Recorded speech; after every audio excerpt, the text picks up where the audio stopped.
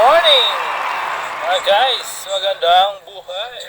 Ang ating menu sa lutong bahay for today ay munggo, colitis at hipon. Pinakuluan muna natin ang munggo habang hinimay-himay natin ang colitis. Ito ay halamang damo na kahit saan lang tumutubo. Ito ay mayaman sa iron, zinc, magnesium at potassium. Panlaban din sa hypertension.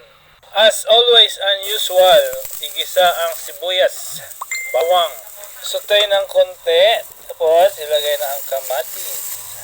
After kamatis, ang maliliit na hipon. At pagkatapos ng hipon, ilagay na natin ang munggo at tanglad. Timplahan ng asin at takpan. At pag kumulo na, ilagay na natin ang tubig. Sa lutong bahay, always 1 liter. Lagyan ng vetsin at takpan ulit. At pagkulo, ilagay na natin ang oray or colitis or spinach.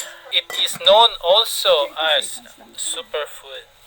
At timplahan lang natin ng patis ayon sa ating panglasa. At ito na ang ating menu. Munggo, colitis at hipon.